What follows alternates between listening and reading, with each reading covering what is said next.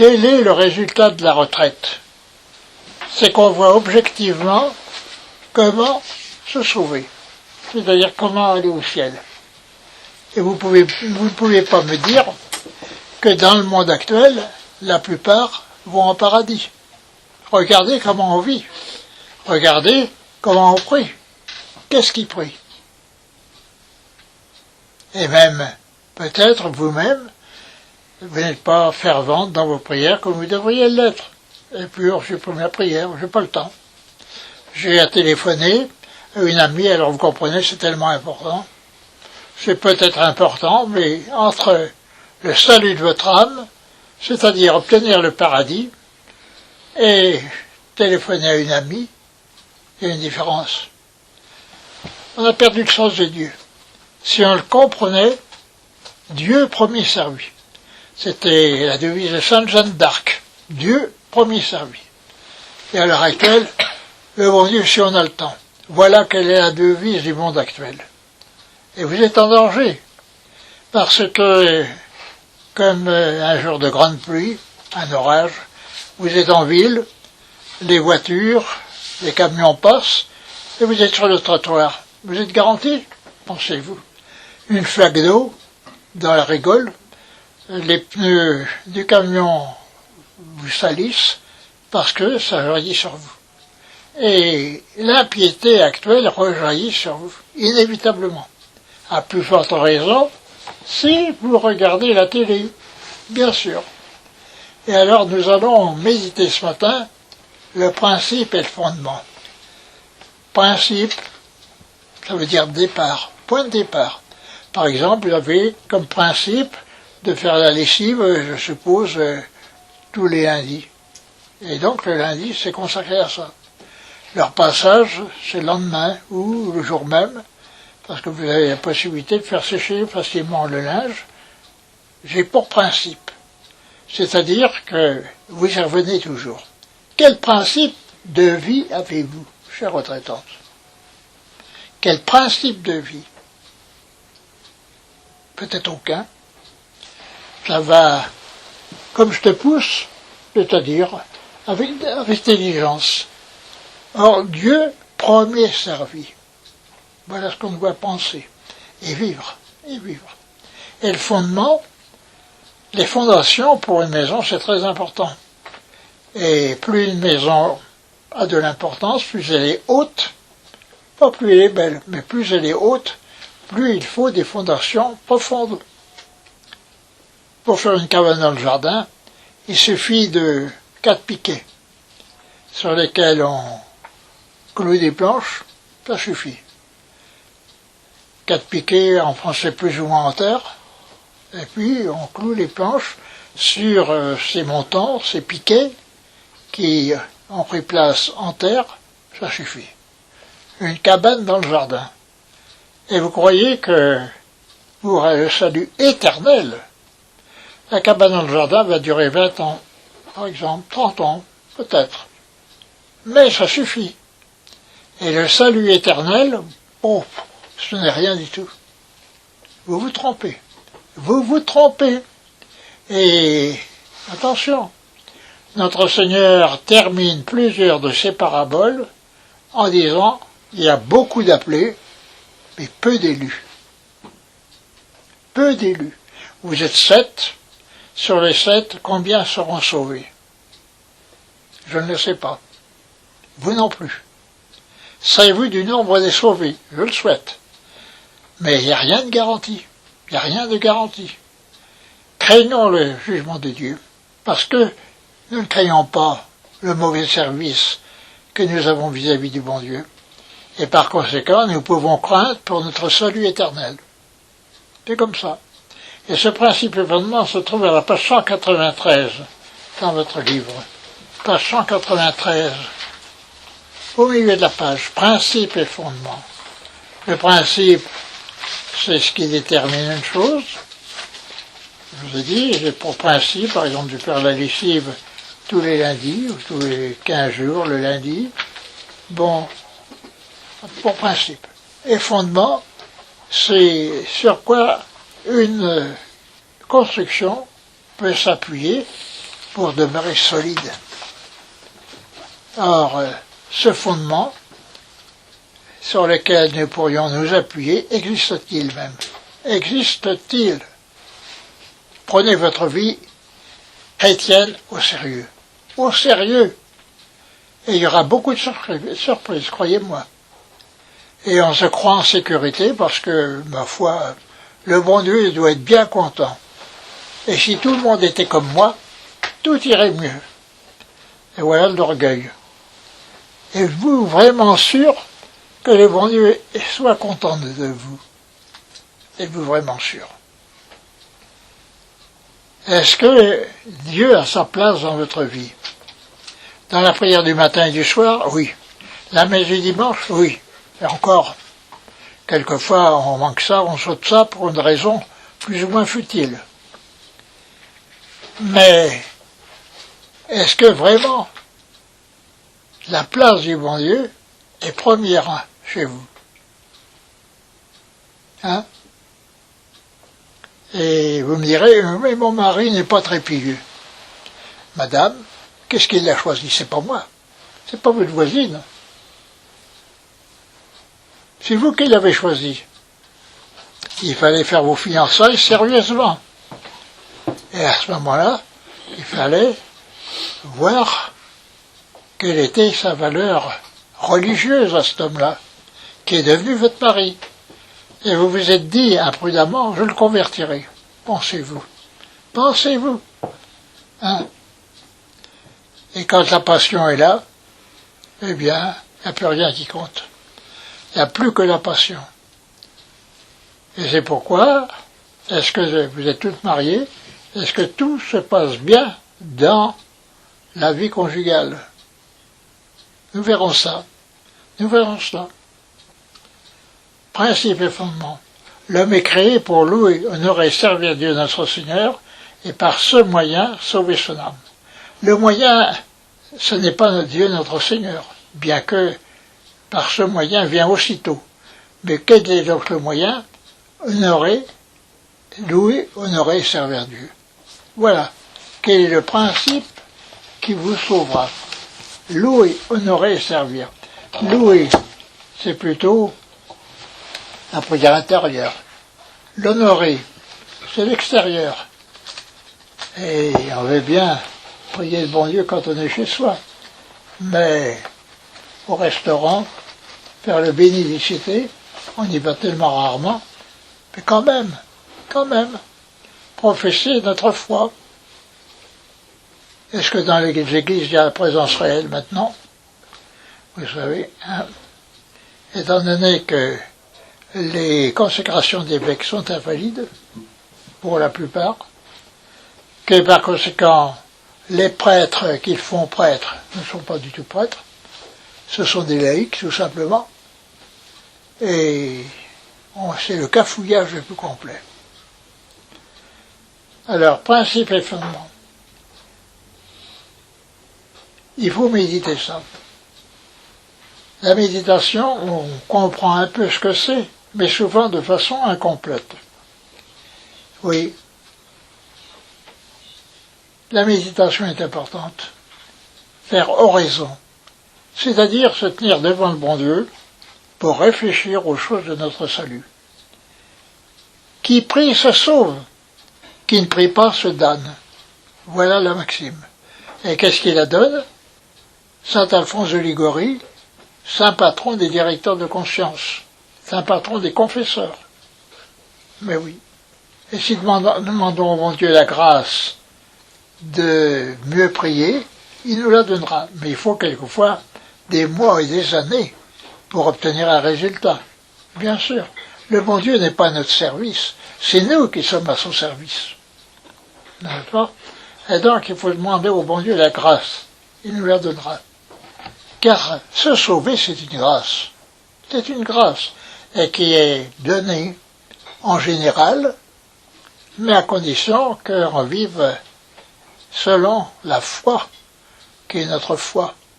Rappelons-nous la rénovation de nos promesses du baptême à notre communion solennelle.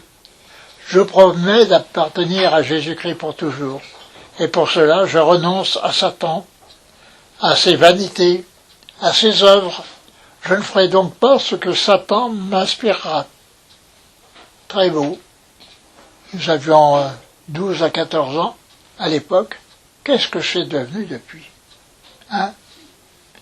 Examinez-vous. Vous allez dire, ben c'est bien triste tout ça. Mais oui, c'est triste. Et c'est pourquoi je vous en parle, pour que vous ne soyez pas au nombre des damnés. Car notre Seigneur nous a avertis, beaucoup d'appelés, peu d'élus, peu de sauvés, autrement dit, peu de sauvés, très peu. Oui. Et si nous demandons au bon Dieu la grâce de nous sauver, nous nous sauverons, il n'y a aucun doute. Et cette grâce est nécessaire à notre époque, plus qu'à n'importe quelle époque. Celles qui ont de l'âge déjà ont connu la vie telle qu'elle était, où il y avait une certaine atmosphère de piété, où les choses scandaleuses auraient été réprimées, où on essayait de fréquenter les gens qui avaient apparemment une bonne vie. On se trompait quelquefois, c'est fait, c'est vrai. Mais on prenait garde à cela. Le monde actuel est un monde déboussolé, à tel point que le pape Pie XI disait « Depuis le déluge, le monde n'a peut-être jamais été aussi corrompu que maintenant. » Depuis le déluge. Et le déluge est un châtiment de Dieu. Dans la Sainte Écriture, il est marqué « Je me repens d'avoir fait l'homme, et je vais l'exterminer de la surface de la terre. » Et c'est pourquoi tous ont été noyés, sauf 8 personnes, dans l'arche que Noé avait construite. Et l'arche de Noé n'est pas une fable. On a retrouvé l'arche, oui, sur le mont Ararat. Évidemment, ça s'est conservé dans les glaces, dans la gelée, et il y a des morceaux d'arche qui ont été retrouvés. C'est pas de la fable, c'est de la réalité. Oui, et donc rappelez-vous cette phrase de Pie XI, depuis le déluge, peut-être le monde n'a pas été aussi corrompu qu'il l'est maintenant. Oui. Et Pie XII dit qu'on invente des mots nouveaux pour désigner les péchés actuels. Mais oui. Mots nouveaux. Alors, que faire, chers âmes? Priez. Priez souvent. Priez beaucoup. Priez bien. Voilà les qualités de la prière. Priez souvent. Que votre cœur soit orienté vers le bon Dieu. De façon que le mal qui cherche à vous agripper, le démon fait son cinéma pour ça, que ça n'ait pas de prise sur vous. Priez souvent.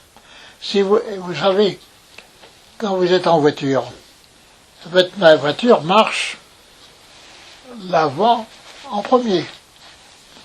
Si vous voulez faire une manœuvre arrière, vous êtes obligé d'arrêter, de débrayer et de rembrayer la marche arrière. Dans quoi? Jamais vous ne ferez de marche arrière. Il faut donc un arrêt. Attention aux arrêts dans la vie spirituelle. Attention aux arrêts.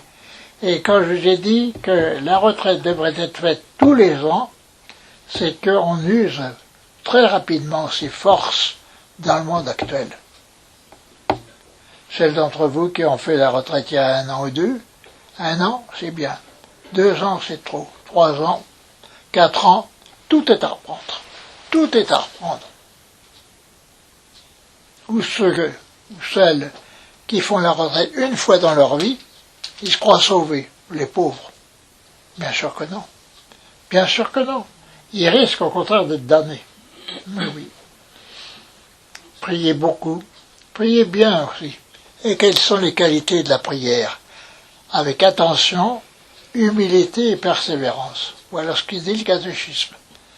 Avec attention, c'est-à-dire être recueilli, et ne pas feuilleter le journal pendant ce temps-là, ou un livre qui intéresse, on prie, on s'adresse à Dieu, uniquement à Dieu, avec attention. On lui parle. avec persévérance. C'est-à-dire, il ne s'agit pas de demander une fois, surtout les grâces spirituelles.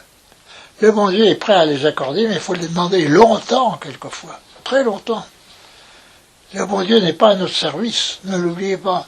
C'est nous qui sommes au service de Dieu. Une grosse différence. Et comme nous sommes au service de Dieu, Seigneur, voulez-vous m'accorder cette chose-là? Et on lui exprime ce qu'on désire. Et le bon Dieu est prêt à nous accorder. D'ailleurs, il le dit. Jésus le dit. Toute prière sera exaucée. Mais attention, pas n'importe laquelle. La prière faite avec attention d'abord, mais aussi la prière qui concourt à notre salut éternel. Vous comprenez qu'un gamin de 8 ans qui demande à son père le fusil de chasse qui est chargé, est-ce que le père doit lui donner? S'il aime son fils, il ne lui donnera pas. Et le Père, Dieu le Père qui nous aime et qui veut notre bien éternel avant tout, ne nous donne pas toujours ce que nous demandons. Mais il nous donne des choses meilleures, justement. Et dans les choses matérielles que nous demandons, mon Dieu, si vous le voulez bien, c'est d'ailleurs la formule de politesse, je vous demande telle grâce. Voilà. Demandez l'humilité, demandez la chasteté, demandez l'entente conjugale, demandez de donner l'exemple. Le bon Dieu vous accordera tout cela, il n'y a aucun doute. Demandez d'avoir une belle situation, c'est peut-être dangereux, il ne vous l'accordera pas, parce qu'il sait que vous en ferez mauvais usage. Quel usage? Voilà la question que vous me posez. Je ne peux pas vous dire, mais un mauvais usage. Et combien sont parvenus, comme on dit, et à cause de ça, eh bien, se sont détournés de la piété.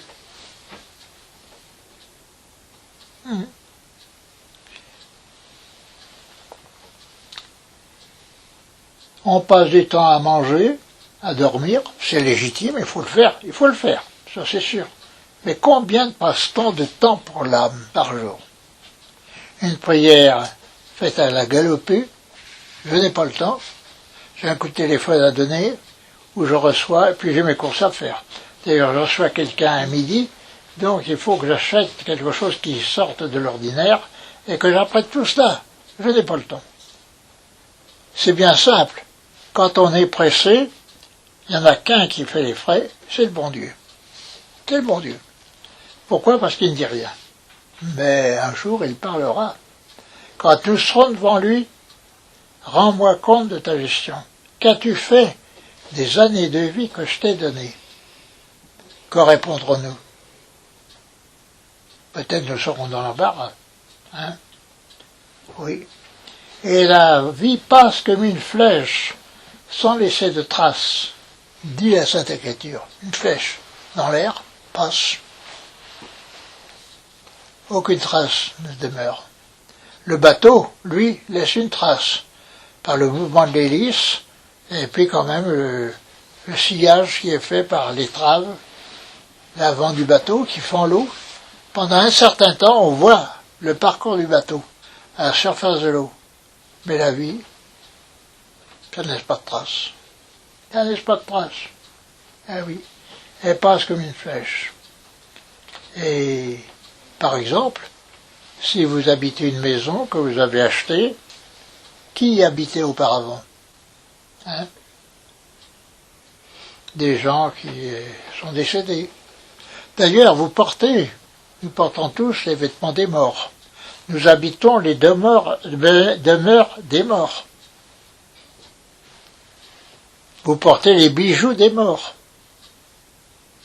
Je tiens particulièrement à cette bague qui a des diamants étincelants. Et d'où vient-elle? Eh bien, c'est par héritage. C'est une grand-tante qui me l'a donnée. Et j'y tiens beaucoup. Vous avez raison d'y tenir, mais qu'est devenue cette personne qui a porté ce bijou pendant tant d'années? Mais elle est morte. Et vous mourrez pareil. Vous mourrez pareil. Je suis un peu une exception, j'ai 90 ans passés, pas de beaucoup, mais enfin passé tout de même. Et tous mes confrères, plus jeunes que moi, sont décédés. Les autres prêtres. C'est comme ça. Mes curés sont tous décédés. Et même, il y en avait un, c'était un de mes cousins d'ailleurs, et il a été mon curé, plus âgé que moi, décédé, lui aussi. Mais oui. Et même si on est plein de vie, bonne santé, je vous souhaite, vous n'êtes pas sûr du lendemain. Vous ne savez ni le jour ni l'heure, notre Seigneur. Il ne dit pas apprêtez-vous. Non, non, non. Si c'est s'apprêter, eh ben j'ai le temps. J'ai encore demain. Demain j'y penserai. Et tout mon temps de demain va être consacré à me préparer à la mort. Vous ne savez ni le jour ni l'heure. Ni le jour ni l'heure. Et par conséquent, c'est dès maintenant qu'il faut vous préparer. C'est une grâce de sa vie. Une grâce. Oui. C'est un événement capital que la mort. Et de cette mort dépend toute notre éternité. D'ailleurs, il faut dire que c'est la vie qui fait l'éternité. Car on meurt comme on a vécu. Comme on a vécu. Et c'est pourquoi vous avez des gens qui ne se convertissent pas, parce qu'ils étaient débauchés dans la jeunesse et continuent à l'être dans la vieillesse. Les pauvres. Les pauvres, oui. Et souvent, on est mal jugé. Une mère de famille, qui a une nombreuse famille, par exemple, sera mal jugée. Tout simplement. Elle est gênante pour celles qui ne veulent qu'un ou deux. Quelquefois, il y a des raisons de santé qui font que c'est très limité, ça c'est sûr. Mais, quand on pourrait croissez et multipliez-vous, a dit le bon Dieu au paradis terrestre. Croissez, multipliez-vous, remplissez la terre. Vous voyez, trois paroles de Dieu. Eh bien, il devrait y avoir plusieurs enfants. Et on est étonné qu'il n'y ait plus de vocation. Et tout simplement parce que les gens vivent dans l'égoïsme, ils ne donnent pas du tout l'éducation catholique qu'ils devraient donner à leurs enfants. Saint Jean Bosco dit que sur 4 garçons, par exemple dans une famille, il devrait y avoir 2 ou 3 vocations. 2 ou 3.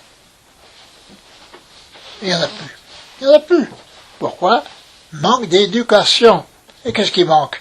L'esprit de sacrifice.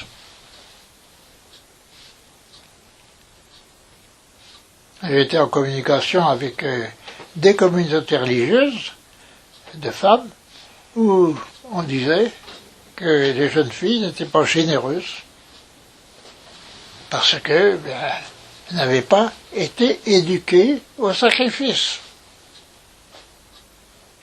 Alors on essaie. On fait un essai de 6 mois. J'ai trouvé mieux. Une religieuse a vécu tout son noviciat dans la souffrance, et en offrant, écoutez bien, sa souffrance pour trouver un bon mari. Quand j'ai su ça par la supérieure, j'ai dit que c'est d'infidélité. C'est de l'infidélité. J'ai dit, un époux, une épouse qui pense à un autre ou à une autre, est dans l'infidélité. Elle tombera presque fatalement. Mais elle n'a pas la vocation. Elle l'a perdue. Elle l'a perdue. Alors qu'elle avait la vocation au départ. Il y a des signes de la vocation. Il y a des signes.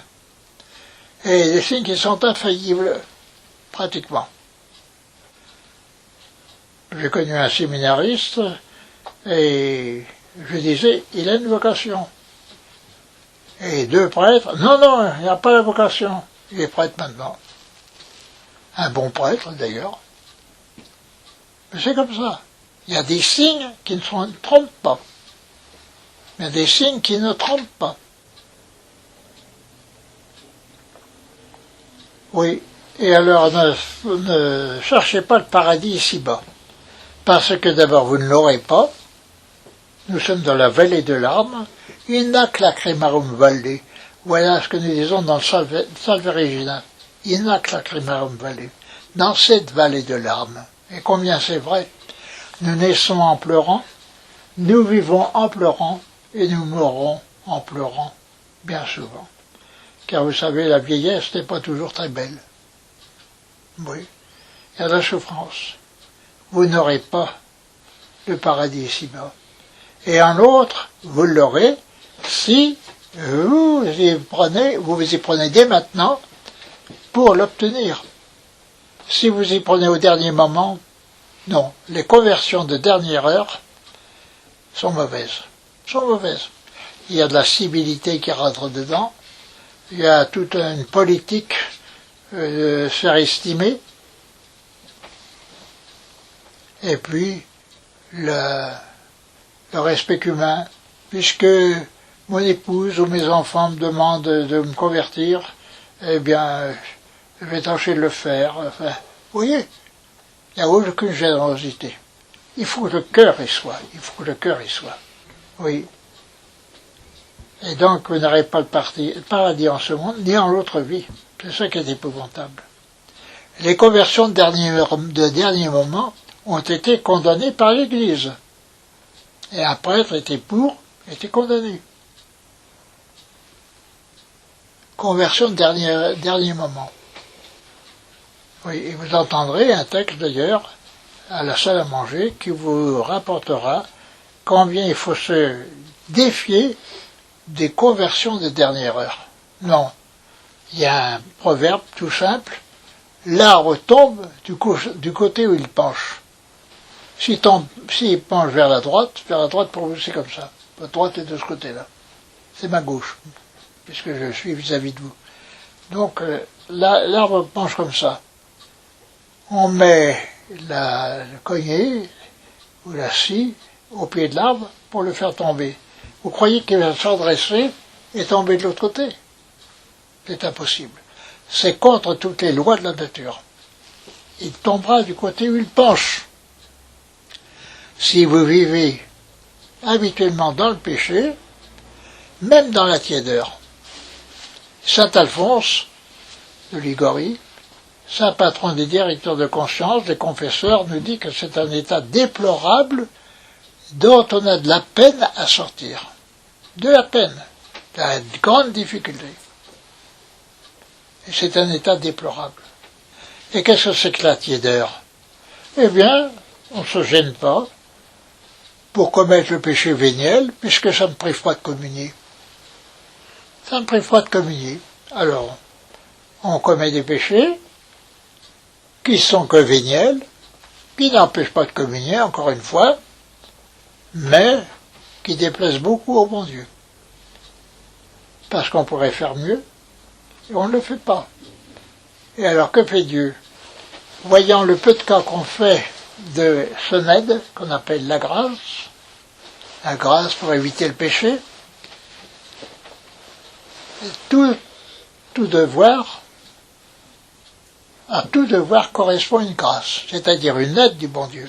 C'est ce qu'il appelle la grâce actuelle, la grâce du moment, pour faire le bien et éviter le mal. Comme on n'en fait pas de cas, et qu'on pêche de gaieté de cœur, en se disant après tout, ça ne m'empêchera pas de communier, eh bien le bon Dieu arrête de donner ses grâces, car c'est se moquer de lui. Dieu il est souverain. Personne n'est au-dessus de lui. C'est un manque de respect et d'amour de Dieu. Voyez? Et puis, habitué que l'âme est à ne pas se gêner, eh bien, pour se gêner dans le service de Dieu, c'est tout un rétablissement à faire. Mener une vie tout autre, c'est-à-dire à l'opposé de celle qu'on vit dans la tiédeur. C'est extrêmement difficile. Extrêmement difficile. Voilà ce que nous dit saint Alphonse. Oui. Donc, l'arbre tombe du côté où il penche. Si vous vivez dans le péché mortel, j'entends, et il suffit qu'il y ait une matière grave, et d'accepter quand même la tentation qui est proposée, eh bien, vous avez toutes les je peux pas dire les chances, tous les risques de mourir en état de péché. C'est inévitable. Si au contraire, vous vivez de façon à ne pas commettre de péché, volontairement, même véniel, même léger, eh bien, vous prouvez votre amour au bon Dieu.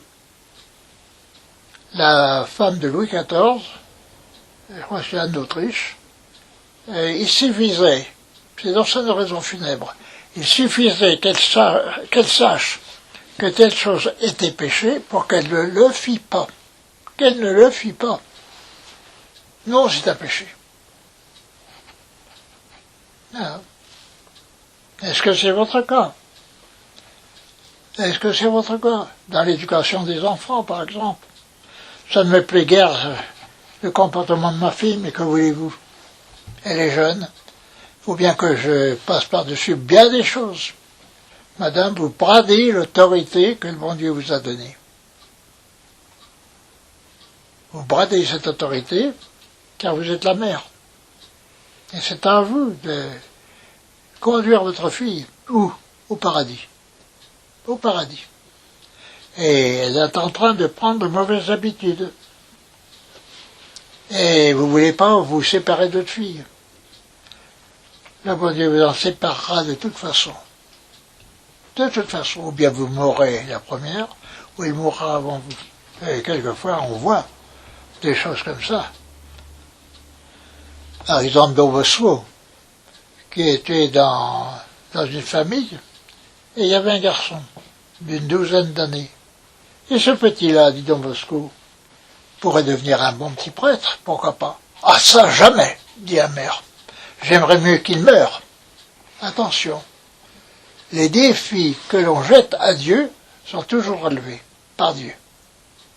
Ainsi, les Juifs ont demandé la condamnation de Jésus, et sont même allés jusqu'à dire que son sang retombe sur nous et sur nos enfants. Ils l'ont eu.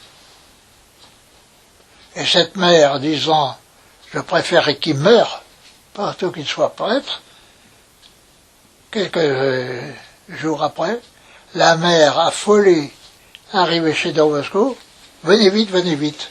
Qu'est-ce qu'il y a, madame? Mon fils se meurt.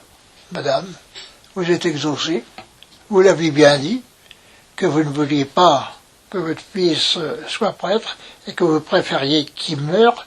Dieu vous a exaucé, Dieu vous a entendu. Rappelez-vous ça, chers âmes. Tout défi jeté à Dieu, infailliblement, ça arrive. Infailliblement. N'essayez pas. N'essayez pas. Parce que vous le regretteriez toute votre vie. Alors, si on a péché, il faut mener une vie pénitente, à proportion des péchés que l'on a commis. Par exemple, une femme qui se fait faire la ligature des trompes, par lequel l'ovule s'achemine dans l'organe féminin pour être fécondé. Eh bien, elle n'a pas le droit, d'abord. Elle n'a pas le droit. Et il faut qu'elle répare. Et comment? En usant du mariage, mais modérément. Se priver sur ce plan-là. Car si on a fait un tel acte, c'est pour pouvoir avoir la jouissance et ne pas risquer une conception et donc une naissance. Il faut réparer par le contraire. Il n'y a que ça, la réparation. Et donc, il faut payer maintenant. Payer en usant du mariage d'une façon modérée. Et deuxièmement, à cause des enfants qu'on n'aura pas, il faut absolument venir en aide à une famille qui se trouve dans la gêne. Il faut payer pour les autres. Mais oui, il faut payer pour les autres puisque vous n'avez pas donné ce que vous deviez. Vous le deviez. Vous deviez cette conception et cette naissance à l'humanité. À l'humanité. Croissez, multipliez-vous. Remplissez la terre. C'est le commandement de Dieu. Et on s'arrange pour avoir le plaisir et que la conception soit absente. Il faut payer. En usant modérément, en se privant de l'union qui apporte toujours un certain plaisir. Vous me direz que peut-être, étant donné votre âge, que vous n'avez plus aucun plaisir. Oui, c'est possible. Mais vous l'avez connu quand même. Hein. Vous l'avez connu quand même. Et il y a des moments où vous l'avez éprouvé d'une façon intense. C'est comme ça. Eh bien, vous réparez. Il faut réparer et prendre en charge la scolarité ou l'éducation d'un enfant d'une famille nombreuse. C'est ce que dit la théologie. Si vous ne voulez pas réparer, ben vous réparez dans l'au-delà. Je ne vais pas vous dire autre chose. Je vous avertis. Je vous avertis. Moi, je ne dis rien à gagner. Sauf le paradis, bien sûr, si je dis la vérité. Et c'est la vérité. C'est l'enseignement de l'Église. Oui. Nous vivons dans un monde de luxure, de pornographie.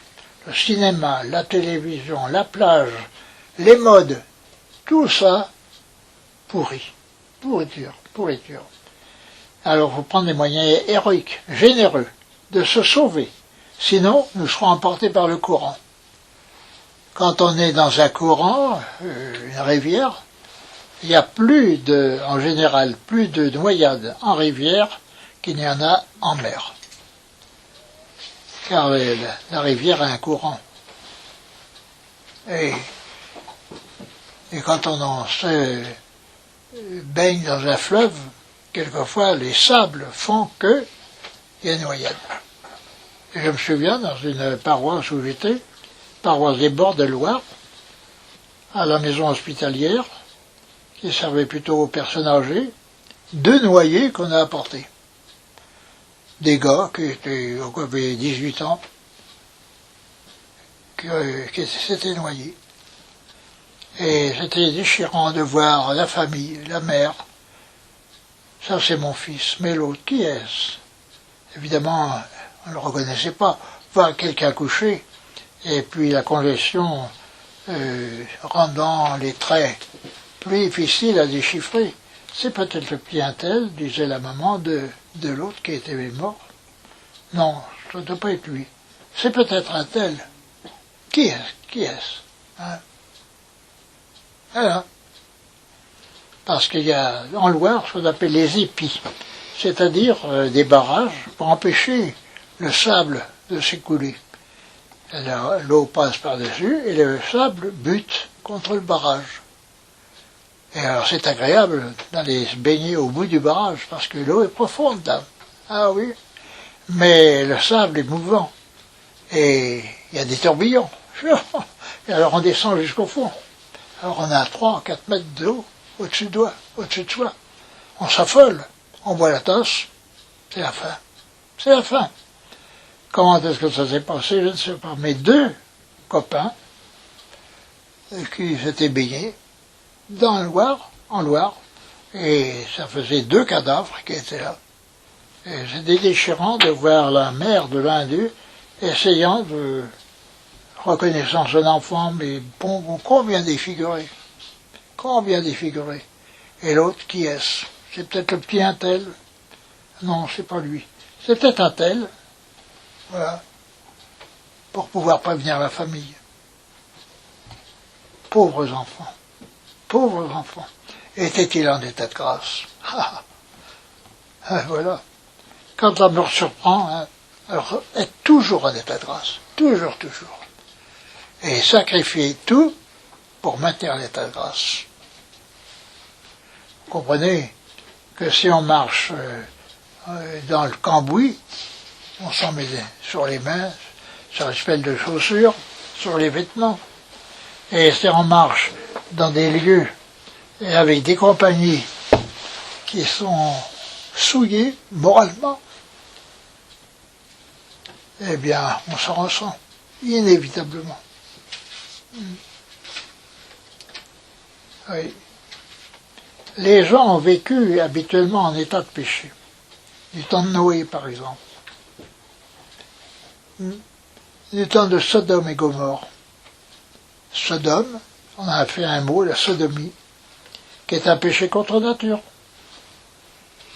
Et le bon Dieu a dit, non, je ne veux pas de ça. Du temps de Jean-Baptiste, déjà, c'était la préparation de la venue du Messie. Jean-Baptiste a été le précurseur, celui qui a annoncé le Messie. Il y a parmi vous quelqu'un de plus grand que moi. Et je ne suis même pas digne, dit Jean-Baptiste, de dénouer la courroie de sa chaussure. Il a annoncé le Messie, précurseur.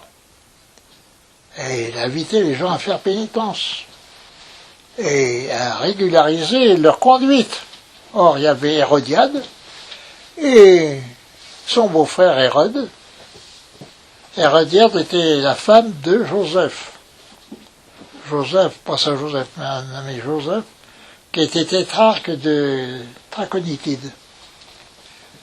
Et un jour que Hérode passait par là, par voie de terre, pour aller à Rome, c'est le passage. Il est allé voir sa belle-sœur. Et c'était pas la première fois. Qu'est-ce qui s'était passé entre eux? Nous pouvons le deviner, sans jugement téméraire. En tous les cas, elle lui dit, au retour, tu me prends, hein? Oui, oui, je te prendrai. Ben, alors elle a ajouté, mais tu renvoies ta légitime, hein? Pas deux, moi seulement. C'est promis, dit Hérode, à Hérodiade. Et vous savez comment, au cours d'un festin, pour l'anniversaire d'Hérode, où on avait bien bu, bien mangé aussi, mais bien bu, Hérode ne savait plus trop où il en était, la fille d'Hérodiade s'est mise à danser, Salomé, voilà son nom. Elle a fait une danse érotique, c'était un homme, ce Hérode, qui était dépravé, et ça a beaucoup plu à Hérode. Et comme il était éméché, demande-moi tout ce que tu voudras, je te l'accorde. Même la moitié de mon royaume. Et ça, on va trouver sa mère. La moitié du royaume de mon oncle. Qu'est-ce que je vais en faire? Me mettre des responsabilités sur le dos? Ça me dit rien. Qu'est-ce que je fais? Oh, demande la tête de Jean-Baptiste, celui qui a dit du mal de nous. Elle revient vers son oncle, soi-disant son oncle, peut-être le père, on peut supposer. Et mon oncle, j'ai trouvé ce que j'ai à vous demander. Ah, et quoi donc? Eh bien, qu'on apporte ici même, sur un plat. C'était à la fin du festin. C'était l'anniversaire d'Hérode. À la fin du festin, qu'on apporte sur un plat la tête de Jean-Baptiste. Oh! Alors que Hérode, bien que coupable, estimait Jean-Baptiste. Pourquoi? Parce qu'il disait toujours la vérité. Toujours. Et il sermonnait Hérode. Hérode, il n'était pas permis de vivre avec ta belle-sœur. Hérode le savait. Et si tu continues, tu risques l'enfer. Tu peux mourir tout d'un coup et y être précipité. Et quand Hérode revenait de ses entretiens avec Jean-Baptiste, il était tout troublé. Hérodiade le devinait. Vous savez très bien, mesdames, que vous êtes très observatrices et que la moindre chose, vous la saisissez chez votre époux. Et là, eh bien, Hérodiade, qui était l'épouse légitime d'Hérode, vous voyez très bien Hérode dans un autre monde, troublé, inquiet. Et quand, pour cet anniversaire d'Hérode, Salomé a dansé, une danse érotique, bien sûr, et qu'il était éméché, demande-moi tout ce que tu voudras, même la moitié de mon royaume, je te le donne. Elle demande conseil à sa mère. Oh, alors là, belle aubaine. Demande qu'on apporte ici même, dans un plat, la tête de Jean-Baptiste. Et les hommes d'autorité étaient toujours suivis d'un homme en armes qu'on appelait un bourreau. C'était fictif. C'était pas des armes en plastique. Non, non, comme on donne aux gamins. C'était de véritables armes. Mais ça symbolisait le pouvoir de la personne qui se déplaçait. Et donc, il y avait un bourreau, là, et on lui dit, descends dans la prison et décapite-moi cet homme, Jean-Baptiste. Et il est mort d'avoir dit la vérité. Dites la vérité, vous êtes toujours mal vu. Toujours. C'est comme ça. vous serez toujours mal vu. Il a payé de sa vie. C'est un grand saint. Il a 2 fêtes. Et c'est rare dans le calendrier, 2 fêtes. Parce que la fête en général d'un saint, c'est son entrée au ciel. Pour les martyrs, c'est comme ça. Et pour différents saints. Mais lui, il a sa naissance selon la chair, sortant du sein de sa mère, et sa naissance au ciel, par son martyr, et a été décapité. Voilà. Il faut savoir ce qu'on veut. Oui. Et vous êtes marié, eh bien, le fruit du mariage, c'est les enfants. Les enfants nombreux, mais surtout élevés chrétiennement. Sinon, on se damne. Sinon, on se damne. Et pourquoi nombreux? Parce qu'il y a le croissez et multipliez-vous, qui date du paradis terrestre. C'est pas moi qui l'invente. Les enfants nombreux. Remplissez la terre. On ne remplit pas la terre avec un enfant tous les 1 km². Et non. Le fruit du mariage chrétien, ce sont les enfants. Mais enfants élevés chrétiennement. Et ça commence tout petit. Tout petit. Pas seulement joindre les mains, envoyer un bisou à Jésus, à la croix, qui est attachée au mur de la chambre ou de la cuisine, mais faire plaisir à Jésus. Il y a des jeunes mamans parmi vous, eh bien, toujours l'argument pour faire plaisir à Jésus. Et l'enfant est très sensible à ça, très sensible. Ah oui.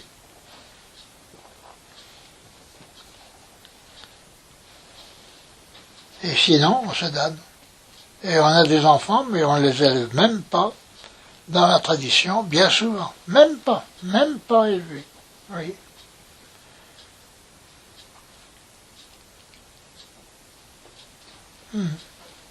Et c'est à tous les échelons à l'heure actuelle.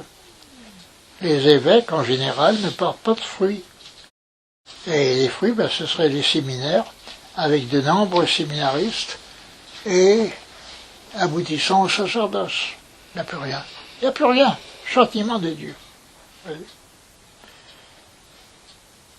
Mais alors, le grand argument des parents, mais les enfants, en grandissant, nous échappent. Je vous répète que l'éducation, c'était d'abord une main de fer dans un gant de velours. Une main de fer. C'est-à-dire, commencer tôt, ce qu'on a décidé doit être fait. Avoir la fermeté de maintenir l'ordre qu'on a donné. Et encourager l'enfant. Encourager l'enfant. Et toujours le motif pour faire plaisir à Jésus.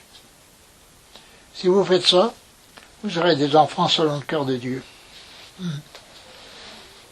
Oui, les enfants échappent, et pourquoi? Parce qu'ils n'ont pas été formés. Parce qu'ils n'ont pas été formés. Ils n'échappent pas au début. Et on peut, à ce moment-là. Mais les enfants sont rois. Et pour ne pas déplaire, ou alors il y en aura une scène. On aura une scène. Vaut mieux que l'enfant fasse une scène. Mais si on a décidé une chose, on ne cède pas. On ne cède pas. Il fera une scène jusqu'au soir, s'il faut, mais on ne cède pas. Si vous revenez, mais vous nous ruinez votre autorité. Vous la ruinez. Et à plus forte raison, si vous ruinez l'autorité du père. Un père est nécessaire dans la famille. Le bon Dieu a fait le père et la mère. La mère, c'est le cœur. Le père, c'est l'autorité.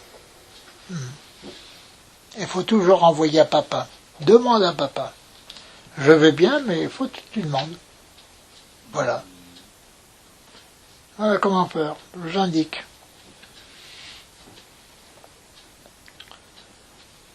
Faites pénitence aussi. Devenez des saints. Et comme pénitence, nous aurons demain les 4 temps. Mercredi, vendredi et samedi. Il n'y aura pas de viande. Oui, 4 temps. Et ça revient 4 fois par an, au changement de saison. 4 temps de l'Avent. Après le dimanche en rose, il y a eu, qui a été célébré dimanche dernier, il y a 2 jours, nous allons avoir les 4 temps. Et faire pénitence. Que vous jeûniez peut-être pas, mais que vous priviez de quelque chose, qu'il y ait un effort dans la nourriture. Quelque chose de moins. C'est à vous de voir. Et d'accepter la retraite telle qu'elle se présente. Oui. Oui. Si vous devenez des saintes, ça se construit petit à petit, vos enfants suivront. C'est garanti. Et la preuve, c'est que Sainte Monique avait un mari impossible. Il s'appelait Patrice. Un violent, qui quelquefois a menacé Monique de l'abattre. Et par son regard doux, elle le maintenait. Patrice avait de l'autorité. Et Monique, quoique chrétienne, a respecté cette autorité. Et il a eu raison. Parce qu'Augustin, il avait plusieurs enfants. Augustin était malade. Et Monique était décidée à le baptiser. Elle en a parlé au mari. Le mari était d'accord, si tu veux. Et l'amélioration s'est produite tout d'un coup. Alors, à ce moment-là, il a interdit que le baptême fût fait. Qu'auriez-vous fait? Peut-être bien vous auriez passé par-dessus l'autorité de votre mari et vous l'auriez baptisé. Elle ne l'a pas fait. Eh bien, en demandant la conversion de son fils Augustin, qui est devenu un schnappant, a dévoyé plein de désordre, les femmes, et tout ça. Et il a eu deux maîtresses, dont une lui a donné un enfant, qu'il a appelé Adéoda. Adéoda, ça veut dire donné par Dieu. Adéodatus, donné par Dieu. Eh bien, elle s'est soumise, avec peine, avec regret, mais du moment que le père ne veut pas qu'il soit baptisé, elle a dû souffrir. Elle a offert sa souffrance et elle a converti non seulement le fils qui était devenu dépravé comme le père, mais le père s'est rangé du côté de Monique pour donner des leçons au fils et blâmer sa conduite. C'est comme ça, c'est dans l'histoire de l'Église, l'histoire de Saint Augustin. Eh bien, cette femme-là serait passée par-dessus l'autorité de son mari, il n'y aurait pas eu cette double conversion du père, conversion du fils. Voilà. Et si vous voulez aller au ciel, regardez comment vivent les gens de votre âge, les femmes de votre âge, et dites-vous, je dois vivre juste à l'inverse. Juste à l'inverse. Vous voyez, c'est quand des enfants, comment on les éduque. Eh bien, vous devez les éduquer autrement. Juste à l'inverse. C'est comme ça. Et les considérer comme des âmes choisies de Dieu. Voilà vos enfants. Et il y aura un accident inévitable qu'on appelle la mort, car tout le monde meurt. Tout le monde. Vous mourrez un jour, moi aussi. D'ailleurs, j'ai reçu l'extrême onction, ça fait au moins 4 ans, c'était au mois de janvier. J'étais à la Norgard, chez les sœurs, et la mère supérieure venait me voir de temps en temps, elle me dit « Oh là, vous n'êtes pas très bien. Mais vous me croyez en état de danger, de mort ?» « Oui, oui, monsieur l'abbé. » Demandez à monsieur l'aumônier de venir me donner l'extrême onction. Vous voyez, ça ne fait pas mourir. Ça fait au moins 4 ans de ça. Eh bien, la mort est un accident inévitable. Inévitable. Et il n'y a que deux destinations, ou le ciel ou l'enfer. L'un ou l'autre. C'est maintenant que le choix se fait. C'est maintenant. Demandez 2 choses, de comprendre et de vouloir. Comprendre quoi? Que tout mon intérêt, c'est d'être sauvé. Et vouloir quoi? Eh bien, vouloir la route du salut, la route qui sauve. C'est logique, c'est logique. Est-ce que vraiment nous voulons cette route-là? Est-ce que vraiment nous sommes arrêtés quelquefois à comprendre que tout notre intérêt, c'était d'être sauvés? Profitez de la circonstance qui vous est donnée par le bon Dieu. par cette retraite présente que vous faites. L'homme est créé pour louer, honorer et servir Dieu, notre Seigneur, et par ce moyen sauver son âme. Un point, c'est tout. Vraiment, c'est simple. Si le bon Dieu nous avait demandé des choses impossibles à réaliser, personne ne se sauverait. Par exemple, traverser l'Atlantique à la nage, des côtes de France, rejoindre l'Amérique. Il y a des milliers de kilomètres à la nage, hein. Attention. Bien, ce serait impossible. Et notre Dieu, qui a la bonté même, ne serait pas le bon Dieu. Non. Ce serait un tyran, un bourreau. Non. Le bon Dieu est Père. Et il voit notre faiblesse. Et par conséquent, il nous demande beaucoup moins. Un peu comme si, au contraire, au lieu de traverser l'Atlantique à la nage, on prend un bateau, un transatlantique, et quand on fasse sa traversée, alors là, on arrivera frais et dispo, de l'autre côté, en Amérique. Frais et dispo. Et tout est fait pour nous permettre de sauver notre âme. Mais il faut louer, honorer, servir Dieu. Le louer, c'est l'intérieur de l'âme qui se dirige vers Dieu. Pour louer, par exemple, un Dieu, quand on voit un beau lever ou un beau coucher de soleil, une belle fleur, et les saints faisaient comme ça. Et remercier le bon Dieu de la beauté d'une fleur. On vous apporte des fleurs, mesdames, quelquefois. Vous avez invité quelqu'un, votre mari a invité quelqu'un à déjeuner, et on vous apporte un bouquet de fleurs. Eh bien, vous dites pas, oh merci, et puis vous le mettez dans un coin. Tout de suite, vous cherchez quel vase peut contenir ce bouquet, et quel vase le mettra en valeur. Le bouquet. Et merci. Et vous disposez les fleurs. Tout de suite, pour bien montrer que le cadeau vous fait plaisir. Et vous allez le mettre en évidence. Peut-être sur une sellette, à côté de la table de la salle à manger. Peut-être sur la table elle-même, mais quelquefois c'est embarrassant. Ça dépend quelle fleur c'est. Mais vous vous croyez en devoir d'honorer le cadeau qu'on vous fait. On vous honore en faisant le cadeau, mais à votre tour d'honorer la personne qui vous fait ce cadeau. C'est sûr. Eh bien, le bon Dieu veut nous faire un cadeau. Et quel cadeau? De vivre avec lui pendant toute l'éternité. Ce n'est pas rien. Ce n'est pas rien. Quand on pense que la vision de Dieu fait la joie, une joie inestimable de ceux qui sont au paradis. Et c'est ce qui nous attend. Comme si c'était quelque chose d'évident. C'est pas si évident que ça. Et je prends le mot évident dans le sens où il doit être pris. Parce qu'à l'heure actuelle, c'est pas évident, ça veut dire c'est pas facile. Ça n'a jamais voulu dire ça. Évident, ça se voit. Ça se voit. Ça vient du mot videre, voir, évident. Eh bien, qu'est-ce qu'il y a d'évident?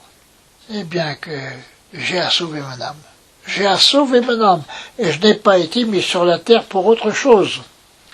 Le comble de l'ignorance, je crois que c'est Sainte Cher qui nous le dit, le comble de l'ignorance, c'est de vivre sur terre sans savoir pourquoi. Et il y a combien de gens à qui vous pourriez poser la question, même dans votre famille, pourquoi est-on sur la terre?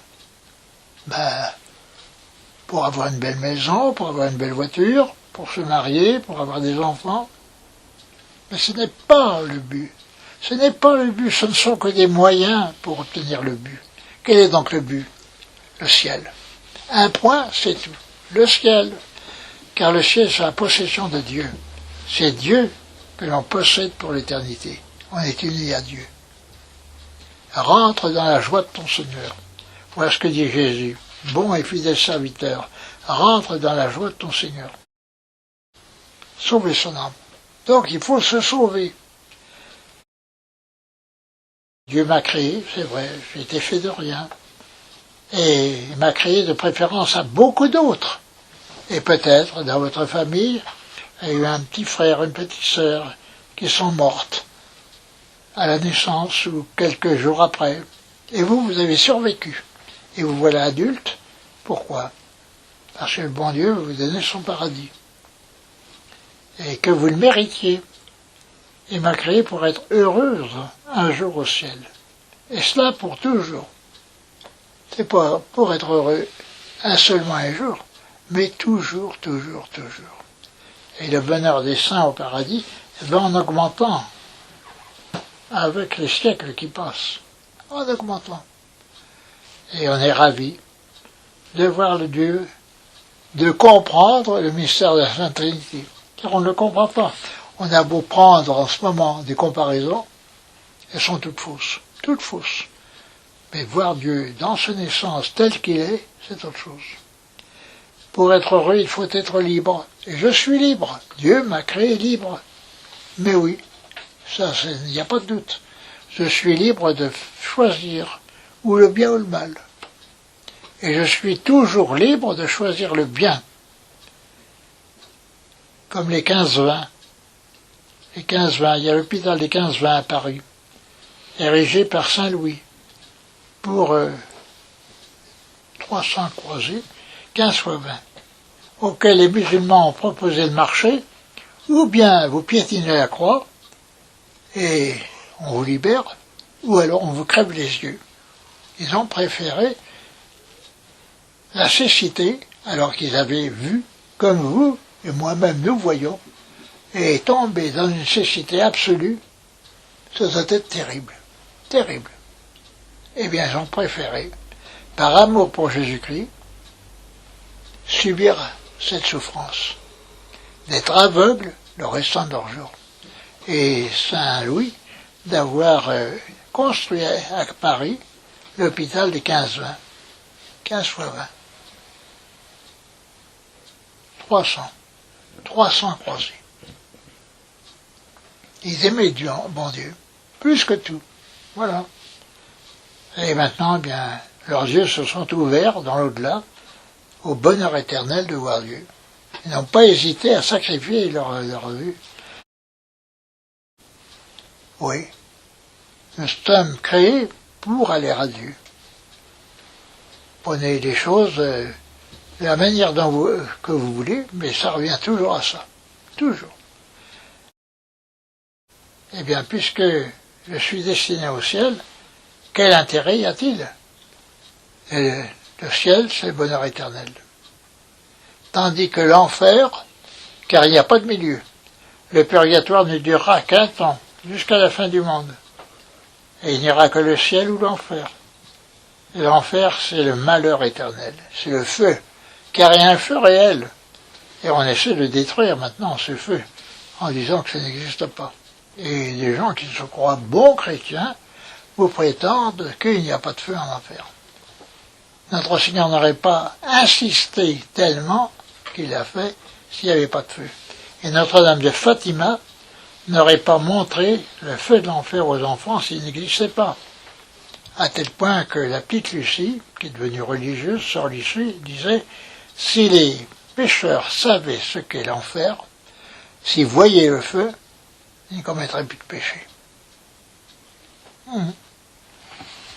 J'ai fait l'instruction religieuse à des enfants et une mère de famille a contesté parce que les enfants me posaient des questions et sur l'enfer, j'ai répondu « Ah, mais je vous défends de parler de ça !» Voilà ce que j'ai eu comme encouragement. C'est comme ça. Je vous défends de parler de ça. Ben, madame, vous endossez une responsabilité et que je ne voudrais pas moi-même endosser. Ça vous regarde. J'en parlerai pas.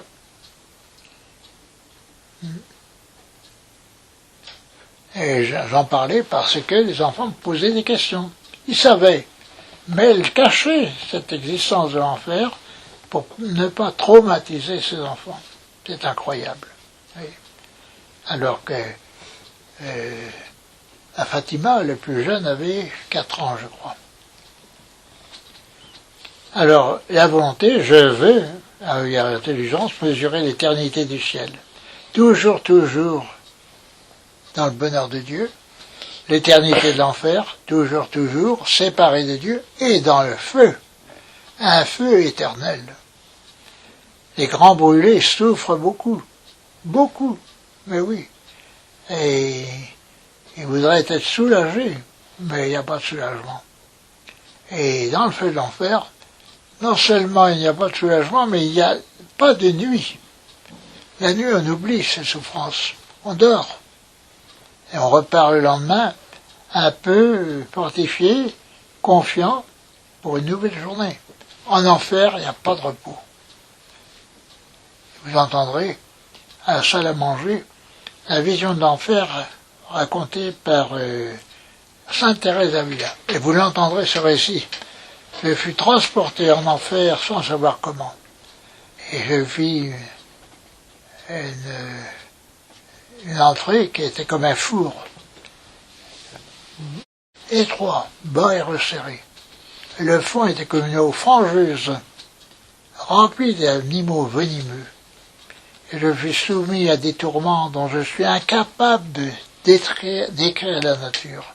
Et malgré les 6 ans passés depuis lors, il semble que mon sang se glace ici même dans mes veines au moment où j'écris. Ah.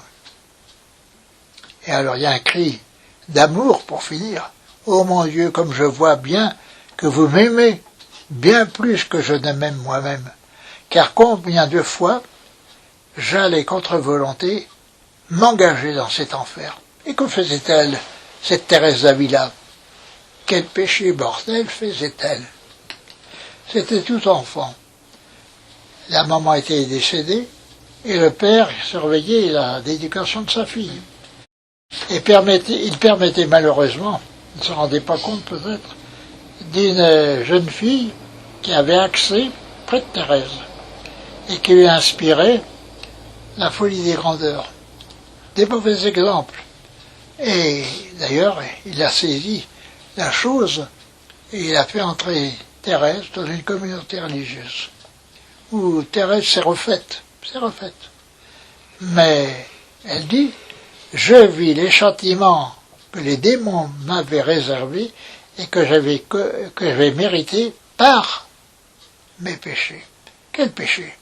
Eh bien, Thérèse passait des heures entières devant le miroir pour se faire des frisettes dans les cheveux, pour charmer ses cousins. Et elle déclare, jamais aucune impureté ne s'est déroulée entre nous. C'était déjà quelque chose. Mais j'étais sur la pente du péché. Oh mon Dieu, comme on voit bien que vous m'aimez plus que je m'aime moi-même, car combien de fois je retournais dans cette horrible prison, et combien de fois vous m'en avez retiré. Nous entendons ça à la salle à manger. Voilà donc, eh bien nous allons faire cette méditation. Et là, qu'est-ce qu'on vous dit? Eh bien on vous dit que déjà votre salut est payé. Voilà le prix de mon salut. Ce serait insensé, de la folie, de ne pas saisir la grâce que le bon Dieu nous fait. Il a payé pour nous, pour notre salut éternel, donc nous devons, c'est la moindre des choses, accueillir son cadeau. Voilà. C'est important tout ça, très important.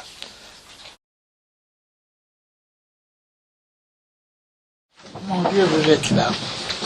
Vous êtes partout, je le sais. Et vous êtes au milieu de nous. Je ne vous vois pas, mais je sais que vous êtes là. Mon Dieu, je vous adore. Et c'est pourquoi je me rapetisse devant vous. Je me tiens à genoux devant vous.